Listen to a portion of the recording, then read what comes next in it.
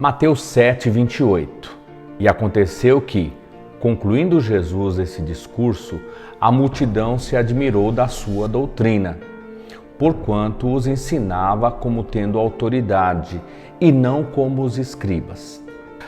A paz, meus consagrados. As pessoas ficaram atônicas, ficaram perplexas. Havia ali um susto na alma de todos. Meu Deus! Como alguém conseguiu falar tanto, dizer tanto, em 3 dias apenas? E nós vamos fechar esse tema da maior confissão de fé existente na Palavra de Deus, que é o Sermão do Monte, e a síntese, o resumo perfeito do que é o reino de Deus em nós. Quem compreendeu isso, conseguiu escrever em si mesmo a vontade de Deus, o desejo dele no próprio coração. Vamos recordar então, para escrever na pedra do nosso coração sobre tal vontade de Deus, implantar o seu reino em nós? Como eu lhes disse no começo da jornada do Sermão da Montanha, aquilo não foi uma exposição de uma manhã apenas, de uma tarde, num lugar ao norte da Galileia, próximo da cidade de Cafarnaum. Provavelmente foi um acampamento de uns 3 dias. Uma espécie assim de intensivo para inaugurar uma nova ordem. As bases do reino de Deus no único lugar possível na terra até então, que era o coração dos humanos. Pause o vídeo agora e diga, na ordem, quais são as bem-aventuranças proferidas por Jesus nesse sermão.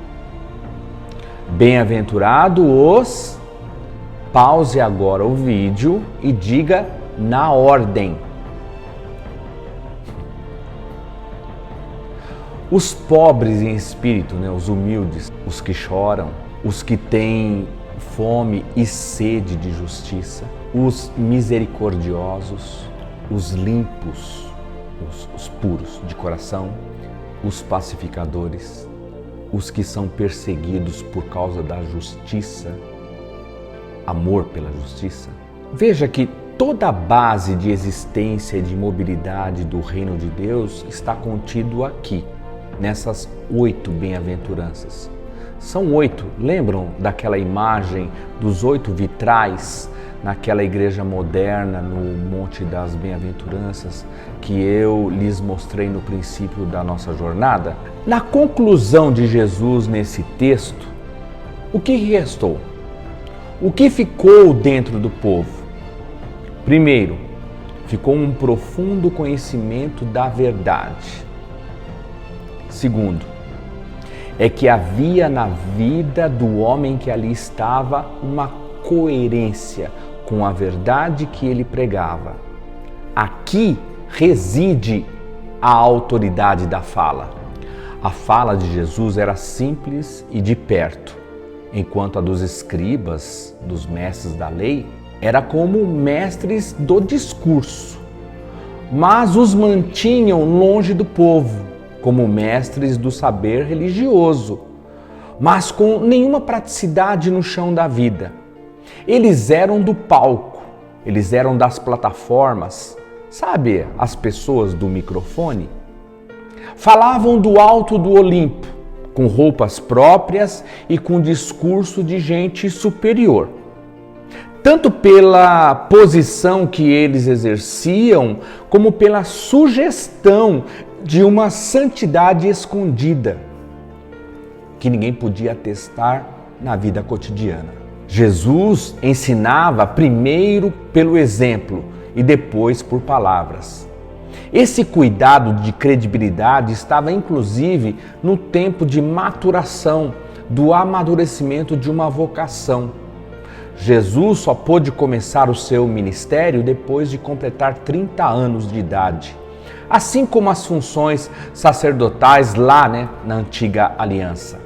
Claríssimo está nas falas de Jesus que o evangelho do reino de Deus não é para ser discursado antes de ser vivido.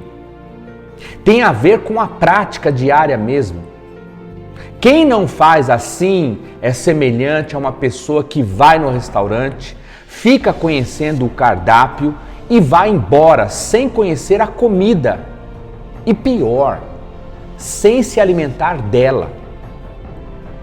Nesse mundo de vaidades, tem muita gente querendo pregar, falar, profetizar, recitando o cardápio e vivendo do conhecer o cardápio apenas.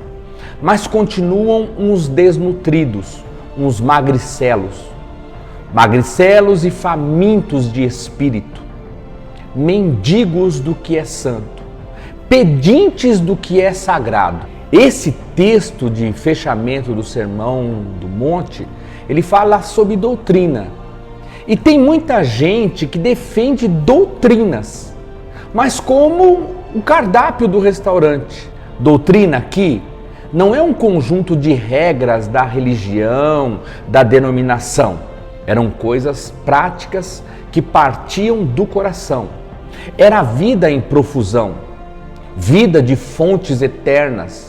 E não tem nada a ver com sistematização de comportamento, de vestimentas ou de rituais religiosos.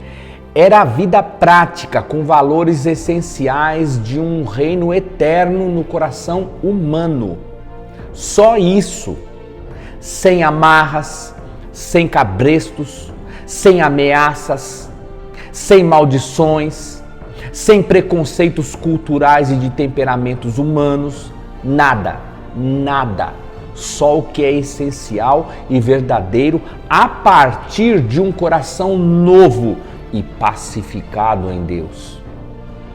Só prática, com coragem, com valentia, com fé, fidelidade dedicada. A multidão estava maravilhada, estava perplexa, porque comparou o ensino dele com os mestres do seu tempo. Era tão mais sublime, tinha tão mais sentido, havia verdade e beleza. Não era só conhecimento, era sabedoria prática para as coisas mais simples e corriqueiras da vida. Era tudo o que se pode chamar de vida abundante, que jorra de dentro para fora. Era vida. Que maravilha! Que lindo tudo isso! Que alegria saber tudo isso! Não tinha apenas uma admiração por alguém inteligente e culto, ou por um super-homem cheio de poder para fazer prodígios. Os olhos das pessoas brilhavam. Agradecimento. Obrigado. Obrigado por nos entregar tudo isso. Foram 3 dias de êxtases, 3 dias de céu e de nuvens claras, com os pés no chão da vida. A autoridade vem da junção, do ajuntamento entre o ensino, o conteúdo, o conceito com a encarnação do que se vive. De fazer isso virar verdade mesmo, no chão da vida que se vive como testemunho fiel. A autoridade não vem do grito, não vem do tom de voz, não vem de simulação teatral para impressionar as pessoas. O que Jesus ensinava era tão verdade na vida dele que ele chegou a comparar tudo com a carne e com o sangue dele mesmo. É por isso que ele disse tempos depois sobre comer a carne e beber o sangue dele. E ele não estava falando de antropofagia, que é comer carne humana, nem de vampirismo, que é beber sangue humano. Ele estava dizendo: as minhas palavras é que são espírito e são vida, e eu sou tudo isso. Até a minha carne e o meu sangue é isso. Tudo em mim diz sobre isso. Comer a carne e beber o sangue dele. Forte isso, não é? Autoridade, portanto, é este casamento do que a gente é com a verdade proclamada Isso está no jeito de andar, de olhar, de fazer as coisas. Isso imprime na gente a autoridade verdadeira. Isto é para quem está em Cristo. É impressionante como a multidão soube que aquilo que eles ouviram durante 3 dias saiu de um coração encharcado de verdade e de uma maneira maestriacamente celestial no dizer. Porque o dizer era todo iluminado pelos olhos cintilantes e pelo jeito de um homem extraordinário. Por isso, cheio de autoridade. Que autoridade nós desejamos possuir?